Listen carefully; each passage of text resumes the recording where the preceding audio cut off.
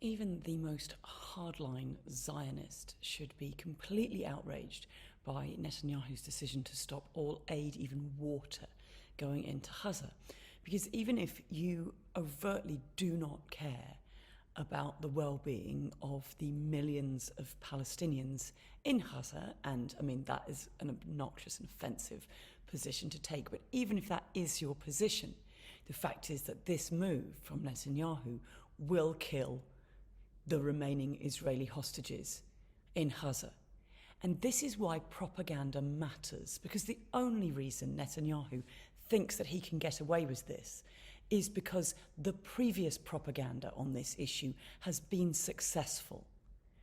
So when the Bibas family died in captivity in Gaza, Hamas issued a statement immediately saying that they had been killed by an Israeli airstrike. And yet that wasn't covered in the media. And when their bodies were returned, a report was then done by Israel, which claimed that they had been murdered by Hamas terrorists.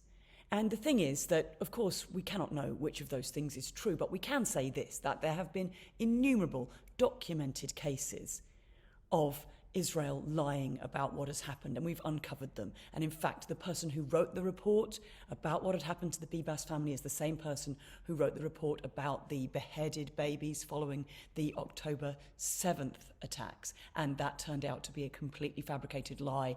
There was no evidence for that. And some of the newspapers retracted it in small print on very small pages way, way, way down. And some media outlets just have never gone back. And lots of political leaders have never retraced their steps on that. And indeed, as a result, even if they had, millions and millions of people still believe that absolute nonsense.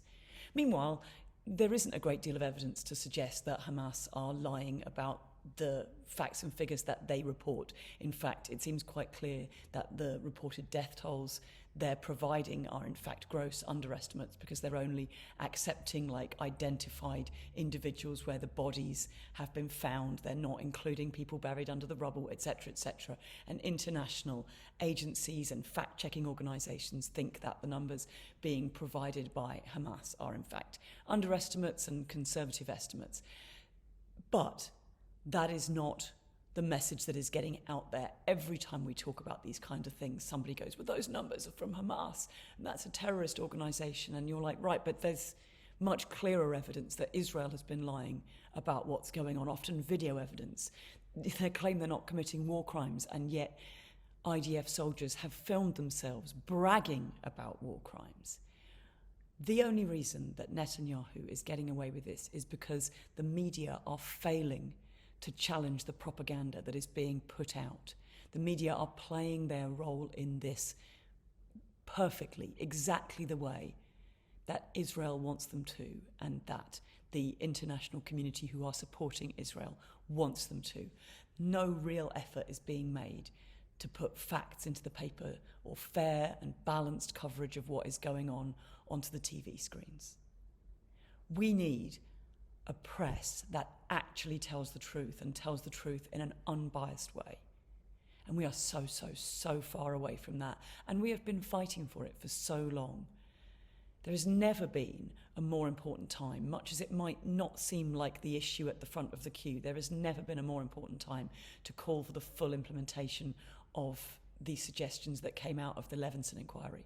There has never been a more important time to step forward and say we need an honest media, and that is both a question of holding our existing mainstream media to account, and also a question of supporting independent media who are genuinely bringing the truth to those who are willing to listen.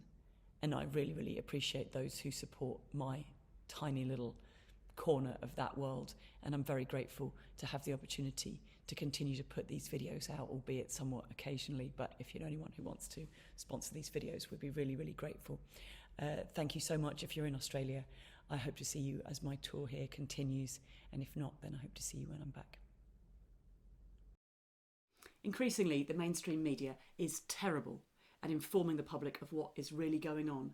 I'm only able to make these videos because people are generous enough to sponsor me making them, and if you're able to be a part of that, I would hugely appreciate it. It can cost as little as $1 a month, and you'll get loads of fun bonus content and lots of extras from me and my undying gratitude. I also massively appreciate it if you're able to like, share these videos and let people out there know what's going on.